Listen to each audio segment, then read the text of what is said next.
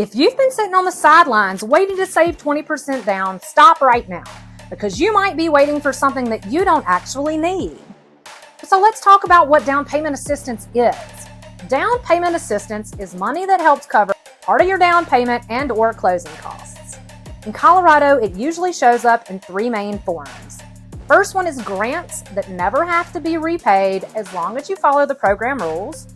Second are second mortgages, often at 0% interest rate and deferred, that cover part of your cash to close and are often repaid later.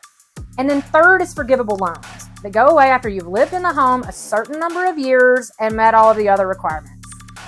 What down payment assistance is not is free house money with no strings attached. You still have to qualify for the main mortgage. You still have income limits, purchase price limits, and home buyer education that you must complete. And sometimes using assistance means that you'll have a second lien on your home or a slightly higher interest rate on your first mortgage. But when we use these programs correctly, they can dramatically reduce how much cash you need to bring to the closing table, and they let you keep an emergency cushion instead of draining every single dollar you've literally ever saved in your life just to get keys to a new home. Now let's zoom out a little bit and take a look at the bigger picture. Colorado's down payment assistance ecosystem kind of breaks it into three big buckets. First, you've got statewide programs like CHFA that you can use in many locations across the state. Secondly, you've got regional and city programs like metroDPA and the Denver Metro or other city and county funds similar to those. Third, you've got nonprofits and lender or employer programs that can layer on top or sit alongside those bigger options. Most first-time buyers do not need to memorize every acronym. Your job is to understand what's possible, what the trade-offs are, and which lane seems to fit you and your situation best. The lender and the program provider handle all the detailed guidelines and the paperwork. So let's talk about CHFA, that's CHFA, the Colorado Housing and Finance Authority, because it's the backbone of a lot of down payment assistance here in Colorado. CHFA does two big things for home buyers. Number one, it offers fixed rate first mortgages, conventional FHA, other different options that are designed to work well with their assistance programs. Number two, it layers on down payment assistance in the form of either a grant or a second mortgage. On their website, CHFA describes their down payment assistance grants as up to the lesser of a dollar cap or a percentage of your first mortgage amount. This is applied towards your down payment and closing costs with no repayment required for eligible borrowers using a CHFA first mortgage. Very important. They also offer assistance as a second mortgage, typically 0% interest, no monthly payment, and it's due later when you sell, refinance, or pay off the first mortgage, depending on the particular program you're using. To use CHFA, you need to work with a CHFA participating lender. There are income limits, purchase price caps, credit score minimums, of course, and a required home buyer education class.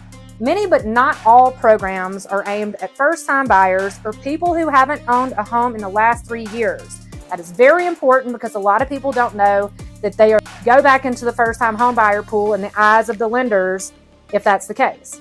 And this part is really important because it shows up in different forms across CHFA, CHAC, and similar programs. In plain language, they're looking for buyers who have not had an ownership interest in a primary residence for the past 3 years before closing. People that intend to occupy this property as your primary residence, not as a flip or a short-term rental. Do not own other residential properties when you buy. Have fully disclosed all sources of incomes and assets of everyone over 18 who plans to reside in the home. You can provide a proof of legal residency for household members if it's requested. You've got to stay within the program's home price and asset limits and show a real need for the assistance instead of just using it as a convenience tool. That does not mean you have to be broke or have perfect credit to qualify for these programs. It just means that these programs are designed to help people become owner-occupants in their own homes, not to subsidize investment properties or second homes. So when we first talk about using CHFA or CHAC, we'll do a quick honest check against those kinds of rules so you don't fall in love with a program that you can't actually use under your current situation. Next, let's look at metroDPA and other regional or city programs. metroDPA is sponsored by the City and County of Denver, and it helps buyers across the Front Range. At a high level, metroDPA gives you a fixed rate first mortgage, plus down payment assistance that's structured as a second lien with no interest and no monthly payment. That assistance is going to be repaid when you sell, refinance, or finally pay off your loan. And some versions of the program are forgivable over time if you stay in the home long enough and meet their rules. The income limits for this program are relatively high compared to some of the other programs because the cost of living in Denver is so high. Beyond metroDPA, you've got city and county assistance funds, things like deferred payment second mortgages, forgivable loans over a set number of years, or grants tied to specific locations or buyer profiles. These local programs have very tight geographic boundaries and strict income and price caps, but when they fit, they can be incredibly powerful, especially when layered on top of a statewide program like CHFA. So then I know I mentioned it, but then we have organizations like CHAC. That's CHAC, the Colorado Housing Assistance Corporation, and similar nonprofits to that one. CHAC focuses primarily on helping lower and moderate income first-time homebuyers bridge the gap to home ownership. They offer low-interest second mortgages that can be used for down payments and closing costs. It's technically a statewide program, but it's much more specialized than CHFA or metroDPA. The income and price limits are much tighter.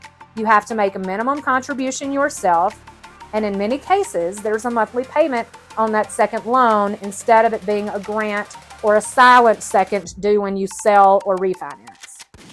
That's part of why you don't hear about it as often. But when someone fits those guidelines and still needs a little extra help, CHAC can be yet another tool to make the numbers work. On top of that, sometimes you'll see small lender grants stacked on top of CHFA or metroDPA, employer-assisted housing benefits for certain employers or professions, or lender-paid credits that effectively reduce your cash to close. Those options are changing all the time, so a big part of our planning together is simply asking, what else is available right now for someone in your situation? Now let's talk about how someone actually ends up buying a home with roughly $1,000 of their own money. Common pattern in Colorado looks like this. You qualify for a CHFA or a similar first mortgage through a participating lender. You add a CHFA grant or second mortgage. This is going to cover part of your down payment and closing costs. We negotiate a seller credit towards your closing costs as part of the offer and contract. And then you bring in the minimum required contribution, often around $1,000 of your own funds, depending on the program and the deal. In that scenario, your total down payment and closing costs might still be a pretty big number, but it's mostly covered by a combination of your first mortgage, the assistance, and credits, instead of solely by your savings. That's the strategy behind my Buy a Home in Denver with $1,000 out of pocket guide that I'm linking right here, and I'm also linking it below in the About section. I will walk you through actual scenarios and numbers right there. If you want that level of detail, check the link in the description when we're done here. So what are the pros and cons of using down payment assistance? Let's start with the pros first. Number 1, you need less cash to close. You don't have to spend years trying to save for 10 or 20% down. It would take forever. Number 2, you can keep more cash in reserves. You're not emptying every account just to get keys to your new home. Number 3, you may be able to get into the market sooner to start building equity and stop worrying about rent increases while you try to save more. And honestly, the required homebuyer classes, as boring as they sound, usually leave people feeling much more prepared and confident than they were when they went in. Now the cons. Some assistance creates a second lien that has to be repaid when you sell or refinance. Certain programs can come with a slightly higher interest rate on your first mortgage compared to a plain vanilla loan. There, of course, are rules and restrictions, income limits, price caps, owner occupancy requirements, recapture rules, and there's extra paperwork and sometimes a little more complexity in your closing timeline. And then there are the myths that I hear all the time. Down payment assistance is only for very low income buyers. That's wrong. Many programs go well into moderate to upper income ranges, especially in higher cost markets. If I use assistance, I'll never be able to sell or refinance. Also not true. You can absolutely sell or refinance. You just need to fully understand how your specific grant or second mortgage behaves when that happens. Using assistance will hurt my resale value. Well, that's not true either. The market does not punish a house for having been purchased with assistance. When you sell, buyers care about the same things you do: location, condition, and how your home compares to everything else on the market at that moment. So who's a great fit for down payment assistance? In my experience, many people. It works really well for first-time home buyers with solid income and decent credit, but limited savings. People who can afford the monthly payment but don't want to wipe out their emergency fund. Households and income ranges that qualify for these programs but are priced out of saving 10 to 20% down quickly. And then buyers who plan to live in the home as a primary residence for a reasonable period of time. So, with that being said, who might consider skipping the option of down payment assistance? Well, that's going to be your buyers with substantial liquid assets who prefer a cleaner loan structure without a second lien. That's going to be people who know they're going to move or turn the home into a rental very quickly. Or it could be buyers whose income or purchase price would have to be pushed so far down to fit a program that it no longer matches their real needs. It's almost never DPA is good or DPA is bad. It's, does using assistance help you reach your goals in a way that still feels conservative and sustainable once you know all the moving parts? If you're curious whether one of the programs I've talked about here in Colorado is a fit for you, here is the simplest way to start. Step 1, clarify a comfortable monthly payment range for you and your family. Not just what will a lender approve, but what actually feels doable in a normal month for me.